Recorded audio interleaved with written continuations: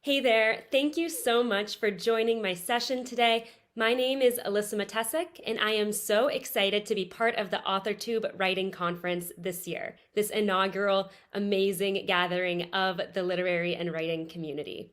So, if you don't know me, my background is in the traditional publishing industry, so I wanted to give you a bit of insight into my experience with literary agencies and Big Five publishing houses as part of my session today.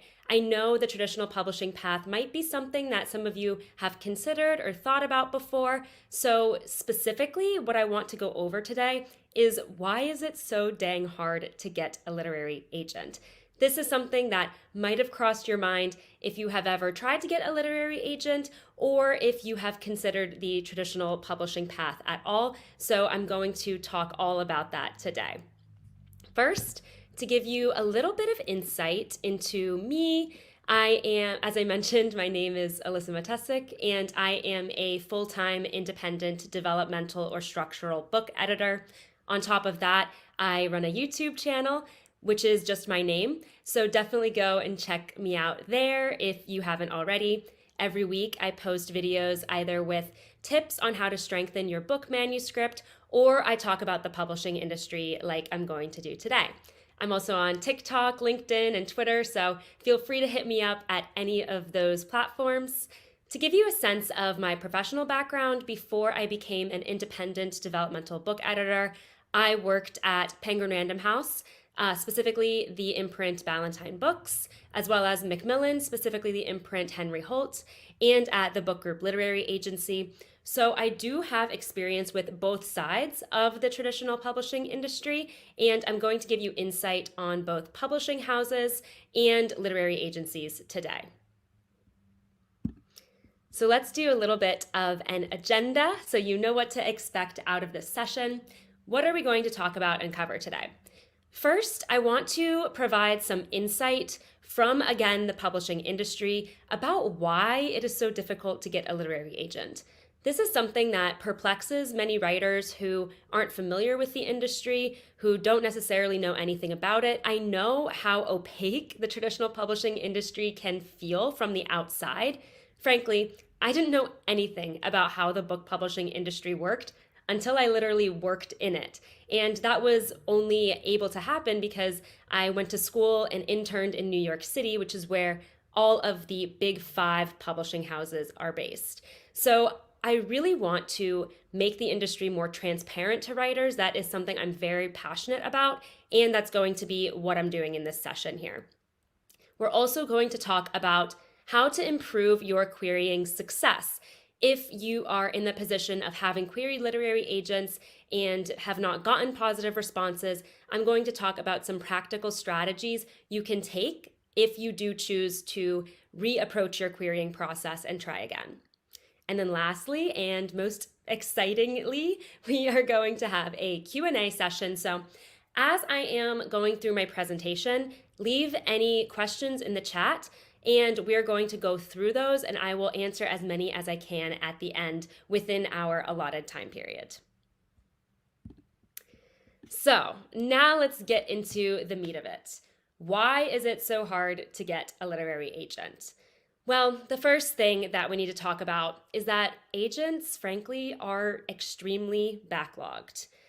Agents receive dozens of queries per day, which can quickly add up, especially because you have to keep in mind that an agent's full-time job is to represent their clients' books to publishing houses and make book deals. They have to negotiate contracts. They are dealing with foreign rights, film rights. They are dealing with a lot of responsibilities for their existing clients on day to day. Therefore, it leaves them not as much time as they necessarily wish they had to review queries and take on new clients. So those dozens of queries a day can quickly add up. When I worked at a literary agency, my primary responsibility was doing a first pass of queries and sending along any that seemed promising to the literary agents. And to be honest, we always had hundreds of unread queries in the inbox. So this is something that aspiring authors should be aware of and understand. It's not that the agent doesn't want to read your query. In all likelihood, they would love to sit down and spend a whole day reading queries, but they don't have that much time typically. As I mentioned, reviewing queries is often at the end of their to-do list because, again, in order to support themselves and make commission, which is how a literary agent makes money, they need to make book deals for the clients that they have already signed. Therefore, as important as it is for them to sign on new clients, it can't be at the top of their to-do list every single day. Lastly, the fact is that there are simply more authors out there who are seeking representation from literary agents than there are literary agents in the industry. While there are thousands of literary agents out there, especially if you're talking about UK and US literary agents, as well as Canada, Australian agents, if we're talking about the English language book market, there's more than that in terms of authors who are seeking literary agents, which just means that to some degree the numbers are against you. And again, this isn't to discourage you. I just want you to have a full picture into the realities of the industry and what you are dealing with when you are seeking a literary agent's representation. The next point I want to talk about for a bit is that I really do think that finding the perfect literary agent is pretty similar to dating. It's really about finding the right match. And you're likely going to be rejected multiple times before you do find that perfect match. So the reason why it is so important that you understand the editorial partnership and creative partnership between an author and an agent is because this literary agent is ultimately going to be your partner in publishing, and that is something that they take very seriously. It's very important that you find someone who supports you and believes in your book as much as you do. And frankly, that's not going to be necessarily every literary agent that you query. You have no idea necessarily from your agent list which one of those is going to end up being your perfect match. Just like if you go to a blind date event, you don't know which one of those people might end up being your perfect match. That's why I do think of it like dating. It is also a two-way street. You both need to agree that this is the right partnership for you. Again, this feeds into it being so difficult to find a literary agent. Anyone who's ever dated can attest to the fact that it's also typically pretty challenging. Lastly, I want to call attention to the point that agents truly will only take you on as a client if they feel really passionately about your book. Now, this is the beauty about finding a really strong literary agent partner. It's because they are going to care about and frankly love your book as much as you do. The literary agents that I worked for really talked about their clients' projects in these terms. They were in love with these stories. They cared so deeply about seeing these stories out in the world, and they gave it their all. So if a literary agent does express interest and extends an offer of representation to you, you can feel confident that they are really enthusiastic about getting your story out in the world and sharing it with readers, just as much as you are. So the next reason that getting a literary agent is so hard is because it is important for the traditional publishing path for your book to be what we call saleable. So if your book is going to get a book deal from a major publishing house, which we call the Big Five, those are Penguin Random House, Macmillan, Hachette, HarperCollins, and Simon & Schuster. Yes, there is still the potential merger of Simon & Schuster and Penguin Random House currently in review, so Big Five could become Big Four. Keep in mind that these are really widespread commercial trade publishers. What this means is that they are trying to publish books that are going to make the most sales, that are going to find the most readers, because at the end of the day, these are large corporations that want to make money and want to have profit on the books that they put out. This feeds into, the literary agent's perspective whenever they are reviewing queries. So not only is the literary agent asking themselves, do I like this book? They're asking, can I sell this book? Will a traditional publisher make me a deal with it? So it's important to think about the business side. I know it's, as an author, you probably are, deep in the creative process. You're a storyteller, you're an artist, and maybe thinking about the business side of publishing doesn't come naturally to you. But that's why I really want you to understand why agents are so picky, why it is so difficult to find one, because they ultimately are a business partner for you, and they are making a business deal for you. So with that, there must be some commercial appeal to your book for a traditional publisher and therefore a literary agent to want to take it on. There should be some, substantial amount of readers who would potentially like the book. If it's a bit too niche, it's going to be more challenging in all likelihood to find a literary agent and a Big Five publisher. Lastly, this also means that the more polished your manuscript, the better, because think about it in terms of real estate. When you have what we call a turnkey house, those are typically easier to sell because they are ready to move in. There's not a ton of work that has to be done. Same goes for agents selling book manuscripts to editors at publishing houses. If the editor sees a really polished manuscript that, maybe needs some edits, but it's in really good shape, they're going to be more compelled to make a book deal for that manuscript than one that they like, but it's going to take, months or even a year to revise and bring it up to the standard it needs to be. So that's why if you are querying, I really recommend taking time to make sure your manuscript is as polished as it can be before you submit to literary agents. That's going to up the chances that they feel confident they can ultimately sell that book. So the last point I want to draw attention to is that the publishing industry, at the end of the day, it's impossible to predict. And even the most seasoned literary agents and editors and publishers cannot anticipate book trends or how something is going to sell. The bestseller list to some degree is a bit of a surprise. We don't know how long books are going to be bestsellers. We don't know which books are going to be bestsellers. As much as publishers can, try to promote a specific book, it is ultimately impossible to know for sure. At the same time, you as the author can't always know what an agent is looking for at any given moment. So even though an agent on their website or profile might list, 7 genres that they're interested in, it's possible that at this particular moment, they're only interested in a specific genre because they actually have clients on the back burner who are producing manuscripts in those other genres. And they're kind of missing, this one genre that they're looking for more of. Those things are difficult for you to know. Sometimes agents do say on Twitter what specific types of books they are looking to acquire and what types of clients they are looking to sign, but not always. So to some degree, this is just going to be out of your control, and if you are interested in becoming a traditionally published author, you are going to have to accept some of this uncertainty. Lastly, the business, as you know, of book publishing is ultimately subjective. Writing is a subjective art, and reading is a subjective act. What resonates with one person isn't necessarily going to resonate with another. This goes for literary agents as well. One literary agent might say that they loved your characters, but they found your writing a bit subpar.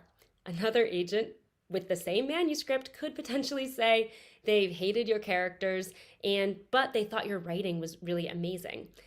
That is the beauty and the challenge of writing and publishing.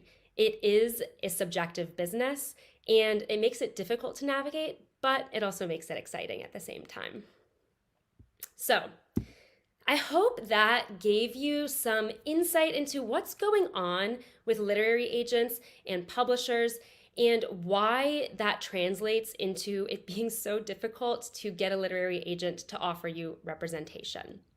Now, what do you do if you are in the position of querying and you're not getting any positive responses and you don't know what's wrong and you don't know if you should stop or if you should just self-publish?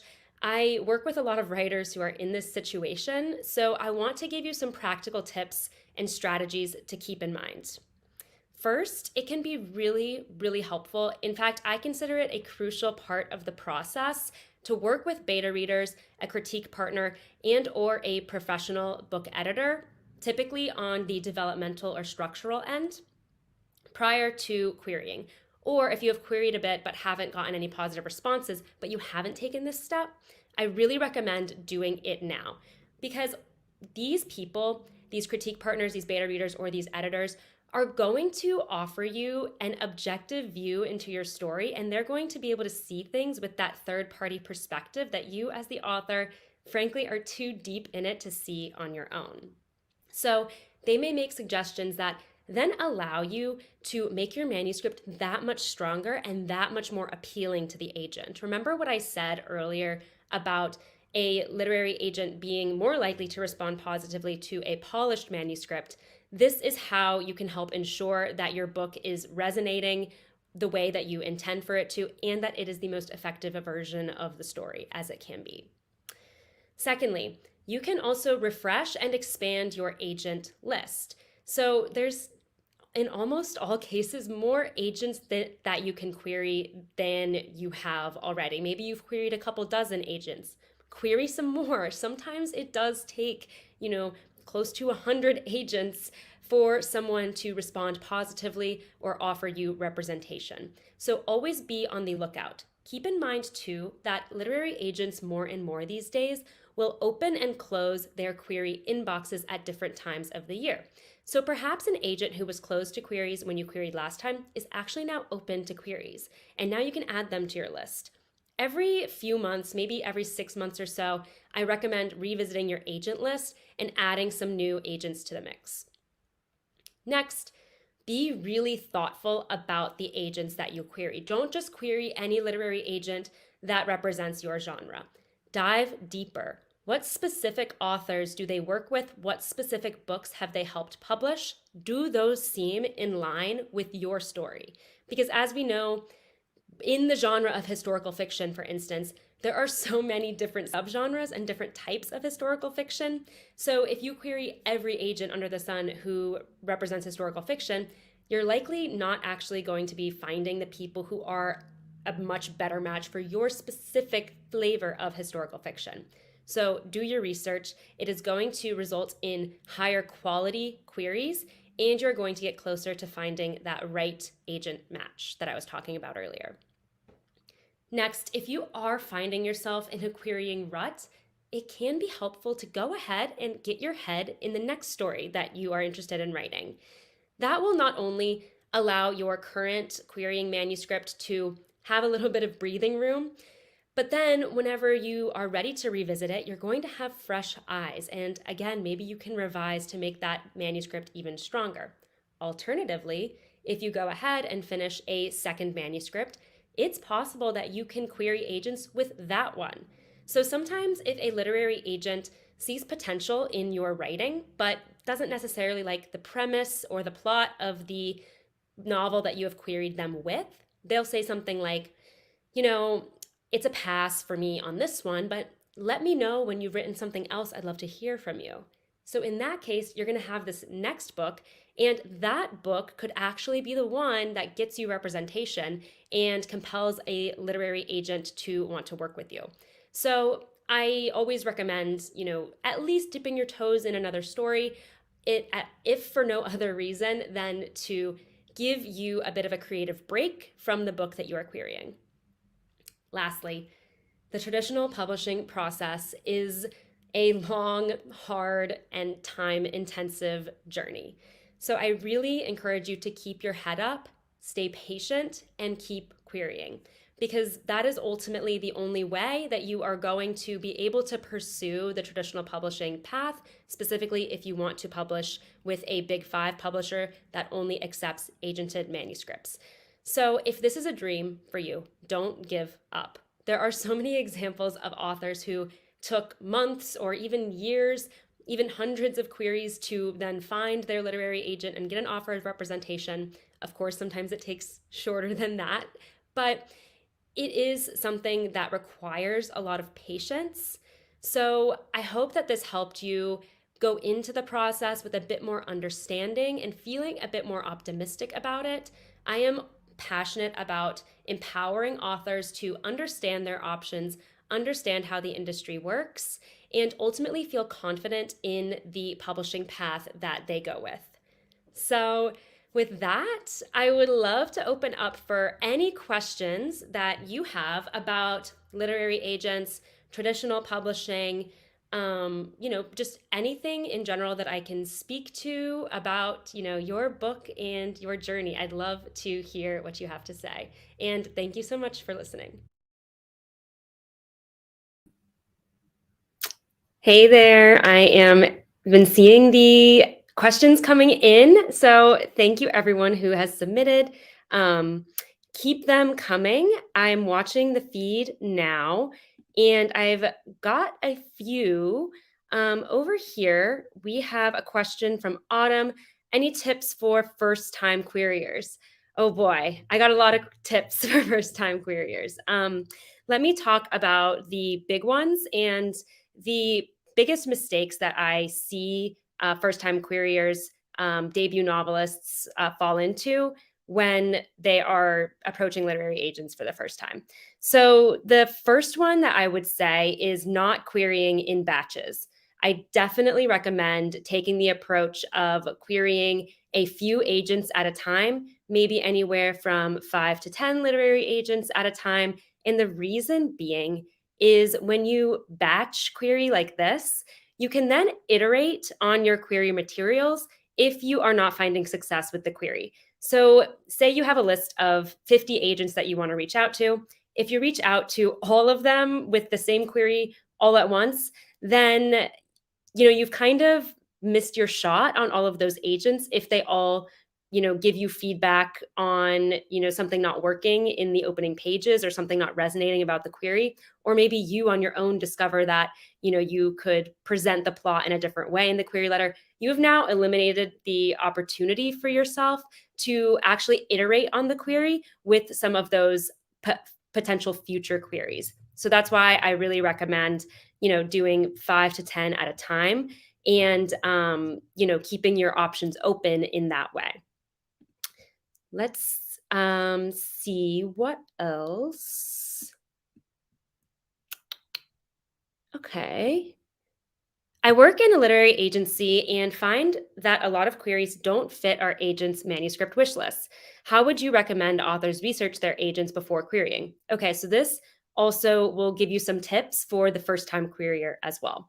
It's really, really critical for you to do a lot of research on the agents that you want to reach out to. I talked about this in my presentation a bit already. Specifically, the databases or resources that I recommend are number one, Query Tracker. That it's just querytracker.net, I believe, is the website. And this is the most widely used industry database for literary agents. Pretty much any literary agent who is legitimate in the industry is going to be listed on there. It's going to tell you a lot of stats about them, actually. And the information can sometimes be outdated, but it is a really good place, a one stop shop for basically you to start looking for literary agents. It's going to tell you what genres they represent. So that is really critical as this person is referencing. If you are querying a project and you haven't read the agent's profile and your book does not match their genre that they are looking for, then that's pretty much going to be an automatic rejection. So do your research and make sure that your book is actually fitting what they're looking for. Speaking to that a little bit more, the website Manuscript Wishlist is also amazing. This database has been growing, especially in recent years, and more agents are using it to give you just that, their manuscript wish list, the types of stories, the types of books that they want to see from querying authors. So definitely reference that site as well. I also recommend just looking up the agent on Twitter. Most agents actually are active on Twitter, not all of them, but many agents are, and they will typically reference what their manuscript wish list is either in a tweet itself with the hashtag MSWL, or they will pop a link to their manuscript wish list or their profile or whatever in their bio on Twitter. So these are all good places for you to go to do your research on an agent before determining that that would be a good fit for you. All right, let's see what else we got. Here is a question. An agent recently requested my proposal and manuscript. First, congrats. That's really awesome. But I don't have a huge platform. Should I still send it over? Absolutely. I would say, what are you waiting for? Yes, yes, send it over. The agent wants to see it. Um, Typically, if you are an author who has a huge following or platform, you would reference that in your bio paragraph in the query itself because it can be a plus. But if you don't have that, this agent that has requested your materials is not expecting you to suddenly, reveal that you have this huge platform. They, wanted to see your book because they liked your query. They liked what they saw in the query letter itself and the sample pages. So they're not, expecting you to pull this, magic card out of your back pocket and suddenly you have a million followers. No, no, no. Um, it is true. Having a platform makes a lot of things in life and business easier. And that is the case for book publishing. That is the case for traditional publishing. But agents do not expect debut authors, especially, to already have a built in platform. When I was working in the industry, we worked with, the vast majority of the writers that we worked with actually did not have huge platforms. Maybe they had moderate to, small platforms. A couple of them, yeah, sure, had bigger platforms. But it is not a requirement. So I see a lot of writers get really worked up about this because, with self publishing, a platform is there's a bit more pressure put on you as the author to have a platform because you are responsible for all of your marketing and publicity when you're self-publishing. Remember that in traditional publishing, you have a team behind you to help you with marketing and publicity and, getting your book in readers' hands. So platform is always going to be helpful. Absolutely not a requirement, however. All right, let's see. Okay, great question. Do you need to finish the novel before querying? Yes. For fiction, it is important for you to have finished the manuscript before querying for a couple of reasons. Number one, I recommend not only finishing the novel, but also working through a few drafts before querying. I mean, the chances that your first draft are perfect are slim to none. There's a lot of work to be done. Typically, with the first few drafts of the novel, it could change drastically. So I definitely do recommend not only finishing the novel, but working through a few drafts so that you really feel confident in how effective you are delivering the story before you start querying literary agents. This is also because remember that once you query a specific literary agent with a specific project, you're not going to be able to reach back out to that agent in the future with the same book, even if you revise it. If the book is still the same story, the same book, and they've already rejected it, they're not going to take a look at it again. So you really need to make this shot your best and give it your all. So the other reason why you need to finish the novel before querying is that, in reference to what the last question was referring to, if a literary agent decides that they like what they see in the query, what they are going to do is then request the manuscript. And if you don't have it ready, then the agent is going to, feel like maybe that was not professional. They're not going to be able to move forward with you ultimately because you don't have the manuscript for them to review. So definitely finish the novel before querying. All right, let's see. Oh, here's another question. It's kind of related. Laura says, I've queried 15 agents and gotten a partial from one agent. First off, that's a really great statistic. 1 out of 15 queries for a request for more material is quite good. So let's keep going.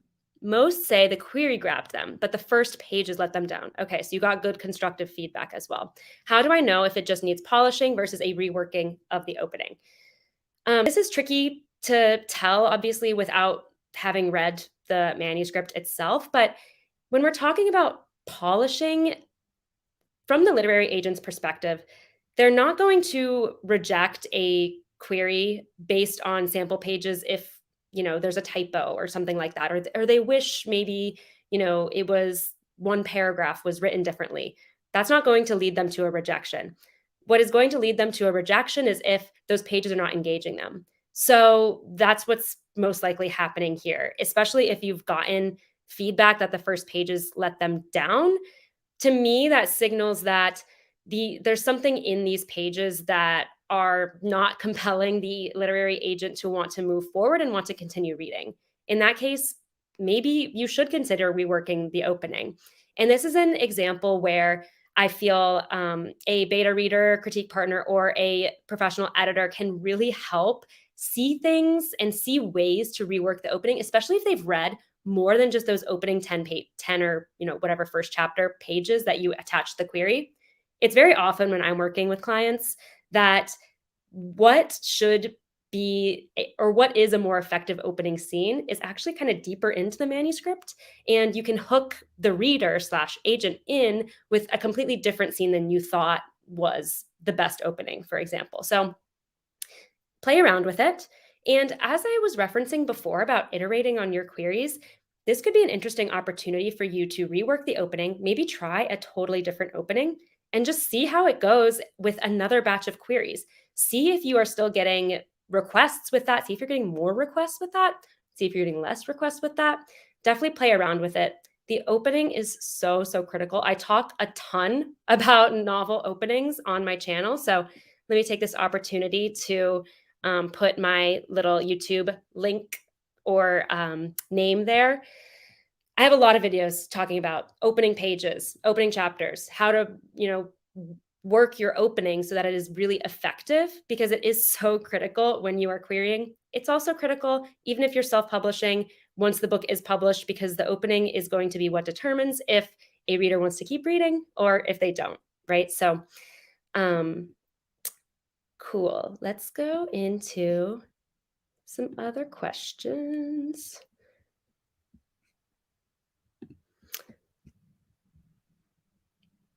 I'm catching up here. Apologies. There's a lot that came in while I was talking. All right, I think I have a few. Okay, I'm seeing a few of the same type of questions. So let me. Okay. I got some more queued up. Perfect. Oh, I still have.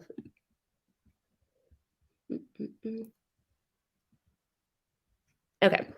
So Don says, what about querying agents that never responded? If they don't have a statement of X days, weeks, and consider it rejected, does a no response count? So this is one of the bigger disappointments with querying, which is that some agents / agencies will put on their website that if I don't respond within 4, 10, 12, whatever the amount is weeks, then consider the query a rejection. And the reason behind this is because literary agents, as I went into detail on in my presentation, have literally, dozens, if not hundreds, if not maybe even 1,000 queries in their inbox at any given moment. And they're trying to get back to as many authors as they can. They're trying to review as many as they can so that they can sift through them and find those authors that they want to connect with. And so they aren't able to always take the time to respond, even if it is a formulaic, rejection.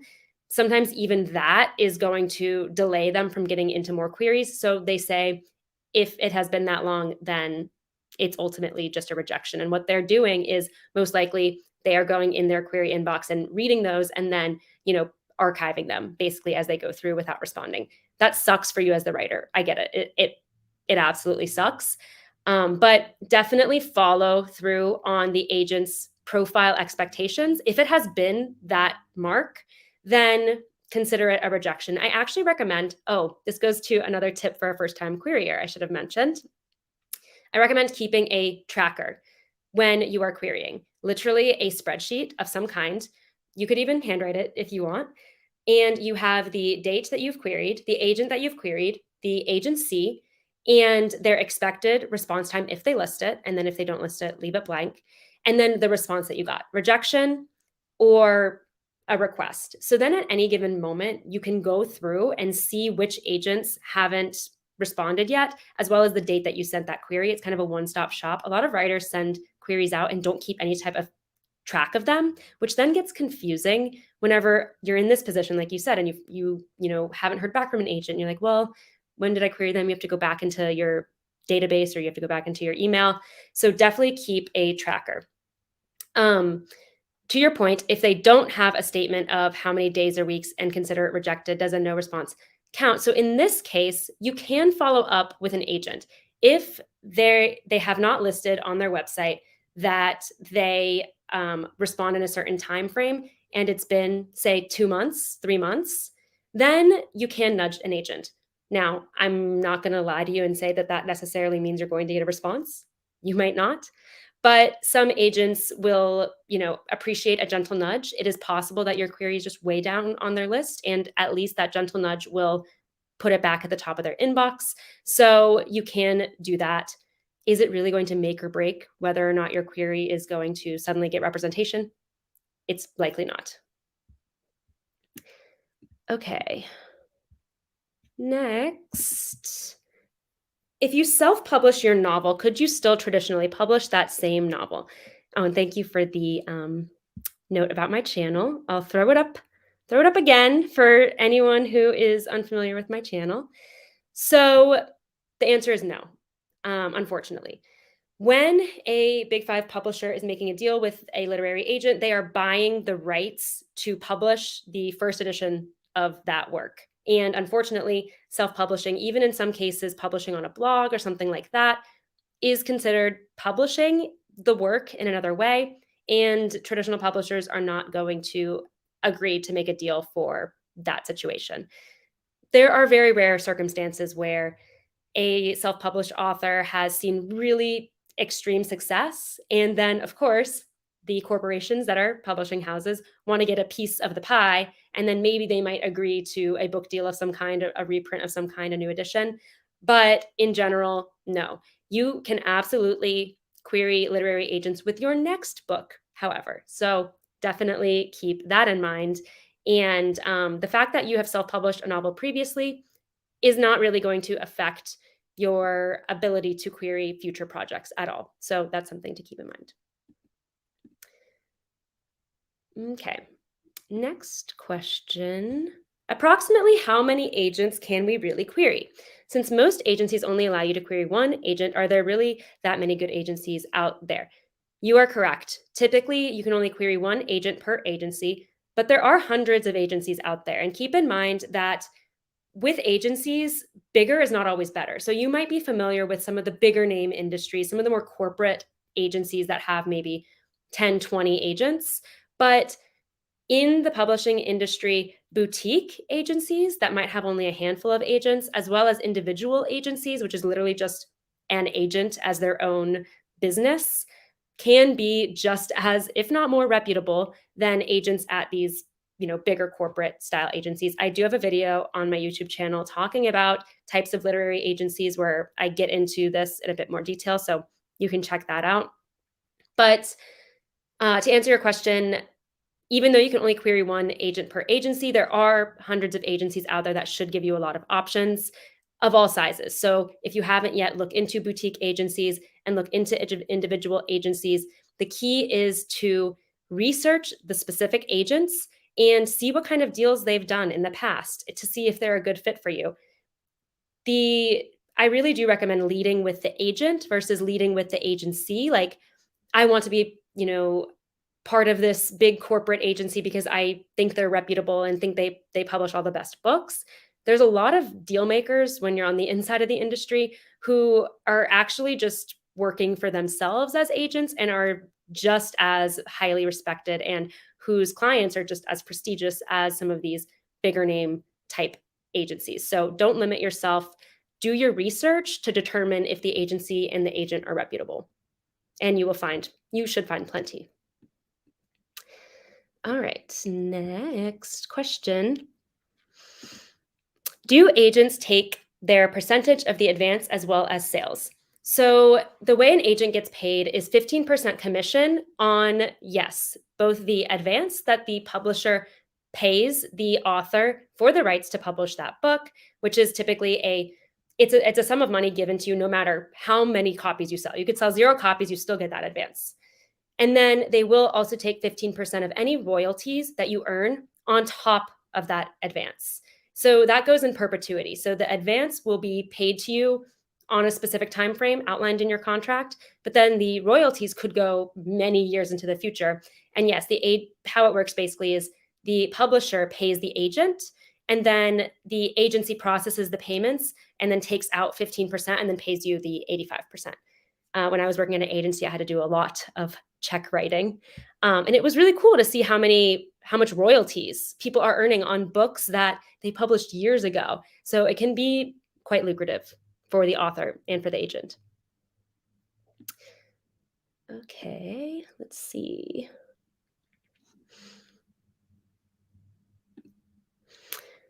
Elaine says, should I pause on querying? I queried a month before the pandemic hit and was getting manuscript requests, but feedback to fix the beginning. So I edited again, but now same query, 100% ghosted. This has been a really challenging time for querying. People are saying, I mean, if you're on Twitter at all, in the literary community on Twitter at all, that this is the most challenging time to query ever. So, first, I want you to understand that you're not alone. A lot of authors are in your position of being 100% ghosted. And I would just wonder, I guess, how long it has been since you've been querying. I don't think you mentioned how long you've been querying, but that would tell me a lot. If it's only been a month or so and you're not hearing anything, to be honest, most of the agents probably haven't gotten to it. It takes quite a long time for the reasons I outlined in my presentation, for agents to get through their query inbox. That's just unfortunately the truth of the matter. So if you're telling me, okay, it's been 6 months and I've queried, 80 agents and I haven't heard anything, I would still kind of raise an eyebrow, because I would expect some percentage of those agents to be agents that do send you even a form rejection. Most agents do send at least a form rejection. I would say most do not fall into the category we were talking about earlier of just ghosting you forever. So if you are ghosted and the agent's website does not say, if we ghost for 6 months, consider it rejection, that agent is going to get back to you at some point, right? So I think it's just a matter of patience.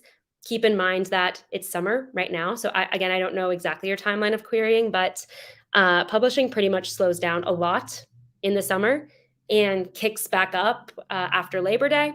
So I anticipate that querying is going to be even slower than usual in the next couple months. So just keep at it. I would encourage you to keep going. Wait to get some responses. If you get a bunch of rejections, okay, that's the time to go revisit your query, revisit those sample pages. But right now, I think you still have to play the waiting game for a little bit, to be honest. Okay. Oh, Elaine just followed up. Perfect. 20 agents over 4 months. 4 months is pretty substantial time. 20 agents, however, is not that substantial of an amount of agents in terms of querying. What you could do is go ahead and send out another batch of 5 or so, just to, get things turning. Again, it is summer, so I don't know how quickly those are going to get back to you. Out of 20 agents, not all 20 are going to fall into the category of just ghosting and not giving you at least a form rejection. So I would still say wait to hear back and before you take your next steps. I know it sucks, but work on something else. Work on a new project, a new story. Work on another one of your hobbies, watch some TV. I try to recommend querying authors like kind of get their head out of it, because the waiting game sucks. I can't sugarcoat it. All right, let's see what other questions I got.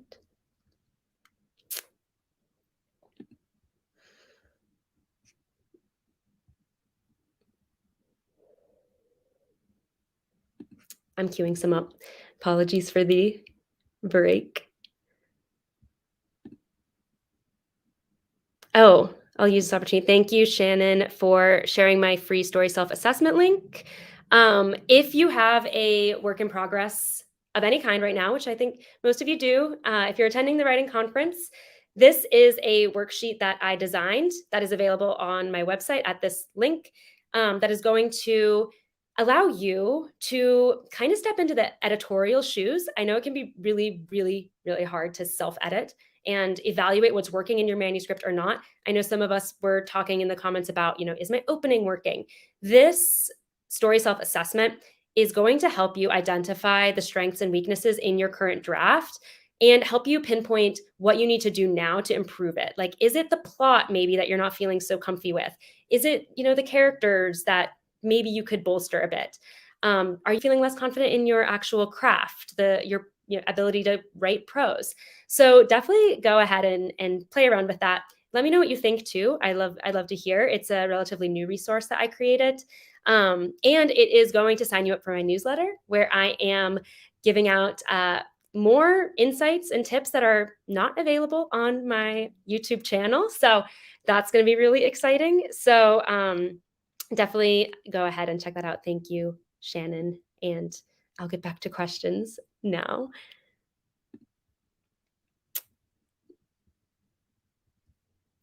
Oh my goodness, so many. I'm seeing some of the same questions, so I'm not going to re-answer the ones I have already answered. Okay, I think I got some.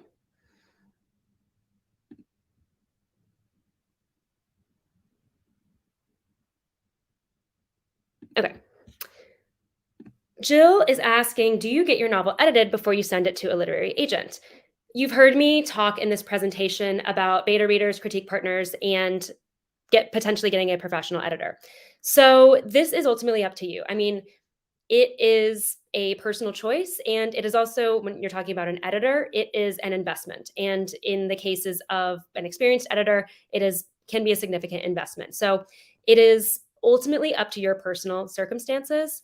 Of course, I am a developmental book editor. I work with a lot of authors who are debut authors, who are writing their first book, who want to be traditionally published. I work with authors, on their manuscripts, and then they go on to get manuscript requests and offers of representation even, or they go on to self-publish. So I absolutely believe in the value of that editorial partnership, especially on the developmental edit, which is when you are talking about big picture structural elements of your work.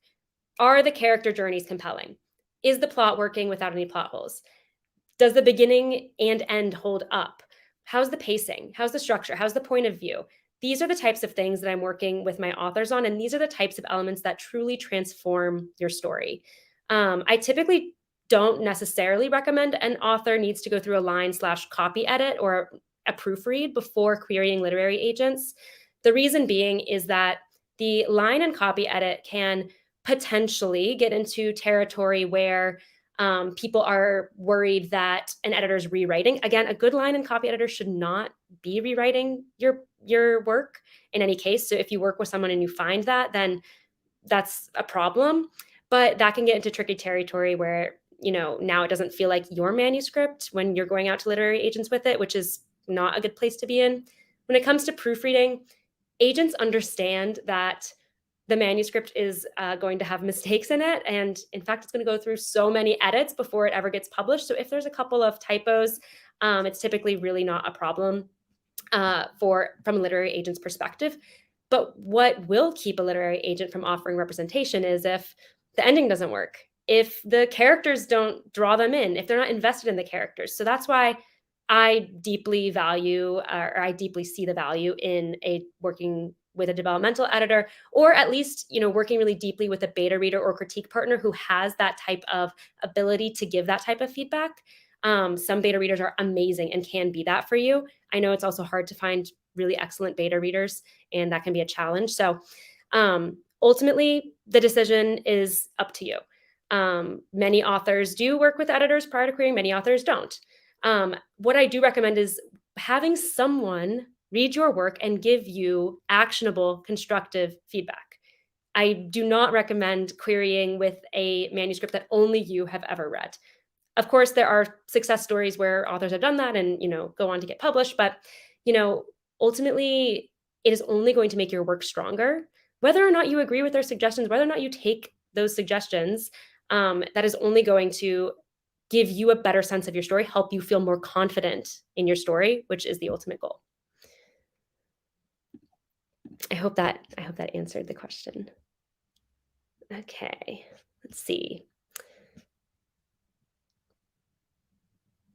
All right. Oh, here's an interesting question. A few literary agents liked my pitches during recent Twitter pitch events. Okay.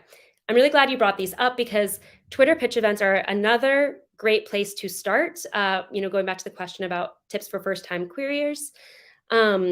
These pitch events can be really cool. As I mentioned, a lot of agents are quite active on Twitter and will participate in these events where they'll like a pitch that an author responds to on Twitter and then ask them basically to send them their materials. So the question here is it more important to submit something to them ASAP, or is it okay to wait until after summer break? To be honest, because they've participated in this pitching event, I would keep with the momentum of this specific pitching event. They've already requested the material, and it is possible that they have carved out time during the next couple of weeks or month to review queries from this pitching event. In fact, they probably decided to participate in the event because they wanted to review queries right now and they had more time to. So if you wait until after summer, then the agent, it might get lost because the agent is now going to have to catch up and might have more queries and they might be in a different place. So because specifically they asked for pitches in this event, I would follow up as soon as you feel comfortable. That's just my take. Okay, here's an interesting question. Should I write 5 or 6 novels before querying or focus on publishing one of my first ones? I was talking recently with an author about this, and the sentiment was that they were afraid of pitching a literary agent with their first book because they were afraid it was their worst book and that they weren't experienced enough in their career. If you feel like you have a long way to go as a writer, you don't feel good about your first book, and you don't feel compelled that you want to go through the traditional publishing process with it, by all means, wait. Wait to query. Keep building your craft. Keep practicing on future novels. But if you've written a novel and it's your first novel and you love it and you think it has potential and you think there's a readership for it and you've gotten good feedback from your critique partners or editor partners, there's no reason why you can't query that just because it's your first one. There are many writers that I worked with when I was in the industry who it was their first book that they ever wrote, and a literary agent offered representation and a publisher bought it, in some cases for a significant amount of money. So I want you to detach from the notion that just because you haven't written a novel before and this is your first novel, that it is not good enough, because that's not necessarily the case. Sure, maybe it's true that your 5th or 6th novel is going to be better than that one, but who's to say that this novel, won't find a lot of readers and won't give a lot of people satisfaction to read. So the choice is ultimately up to you. If you want to try to publish one of your first novels, or if you even have an inkling to potentially try, there's no harm in trying. Remember, you can query literary agents typically with other novels. So say that you have this book that you've written a couple of years ago and you want to go ahead and test the waters and see if any agents are interested. There's nothing stopping you from sending that one out. And then say in 2 years, you've written your 6th novel and you're like, oh, wait, this one I think the agent could like. You can reach back out to that agent typically, unless the agent specifically says, don't ever query me again if I reject you. But in my experience, I have not seen many agents who have that as their policy. Typically, they are open to other books, even if you have queried them and they have rejected you in the past. I hope that helped. Okay, I feel like I've seen this question a few times in the comments. So, can I get a literary agent even if I'm not living in the US and also not a native English speaker? So, yes, if you can query literary agents in the US and or UK if your book is written in English and if the story is likely going to appeal to that primary market, either the American market or the British/European market, which is what the UK publishing houses would focus on. Now, it's important to know that US and UK agents and US and UK publishing are actually quite intertwined. In most cases, the British edition and the US edition come out at the same time, and the British and US publishing houses are often just, like for example, Penguin Random House has a branch in both locations. The London and New York are the two powerhouses, the cities where the vast majority of English language books are being produced and distributed out of. So, because of that, it's actually, I know you didn't ask this question, but it's actually even possible for a US author to sign with a UK agent. I recently worked with a client who did just that. She had an offer of representation from a US agent and a UK agent, and she actually went with a UK agent because they had a better creative alignment and their editorial sentiments just aligned better. So, but to your point, as long as you are writing in English and your book has potential appeal in those markets, yes, you can query literary agents that are based elsewhere. Okay, let's see. I only have a couple minutes left, so I'm going to go pop back into the feed, see how many more I can answer. I'm so sorry if I don't get to everything. Okay, this is a good, I think I got a couple good ones for the last few minutes. Mary says, is it important to attend writers' conferences and workshops, pitch conferences, etc., to add to your query? So, if you were on earlier when I was talking about having an author platform, my feelings about these types of quote unquote credentials is kind of the same. It's nice to have if you, I guess you're talking about actually pitching. What I'm speaking to is being a member of a writers group or having publications in literary journals. That's what I was talking about. I'll go ahead and finish that thought. It's not a requirement, just so you know. A lot of debut authors, again, get this anxiety that I need to have all these publications and be proven as a writer and have awards and have, short stories in literary magazines. Otherwise, an agent is not going to take me. That is not true. An agent is ultimately going to review your query letter and your sample pages. That is the most important part of the query. They are going to review your bio. And if you have those credentials, they're going to say, they're probably going to notice them if they are good credentials, and that might make them more compelled. But then at the end of the day, even if you have those credentials and they hate your sample pages, they're not going to offer you representation. At the end of the day, if you don't have those credentials and they love your sample pages, they're going to request the full manuscript. So it can, maybe help or, give them make them feel more confident in you as a writer, but it's ultimately not going to make or break you. Now to your actual question. So sorry about that. They can be helpful. Writing conferences and workshops, pitch conferences, etc. A lot of this is happening virtually now, and a lot of it is happening for free on Twitter. So someone referenced earlier that they got some agent interest from a Twitter pitching event. I definitely would recommend checking those out, participating in those if you're interested. When it comes to conferences and pitch conferences specifically, such as writing conferences in person where you can pay a premium to have a one-on-one session with an agent, sometimes these can, work out. But to be honest, my understanding and my experience seeing agents and knowing agents personally who have gone to these events, it does not often result in representation. Now, that can just come down to the fact that, it's just highly unlikely percentage-wise to get representation in general based on, the amount of queries that an agent gets. So maybe the statistics of how many pitches they take in person and offers of representation are actually equal to like doing it digitally.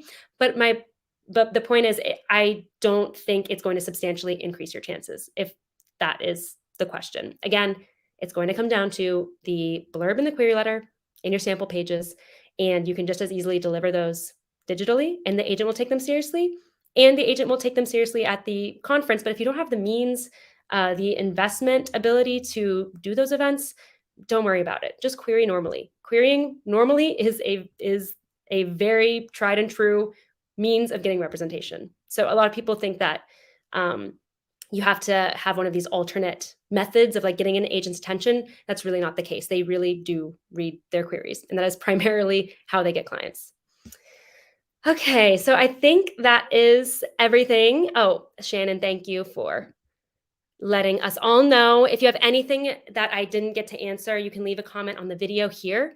It's going to be available for replay. So if you joined late and missed the beginning, make sure to go back, watch my presentation. Everyone asked amazing questions. So please go back and watch all of those as well.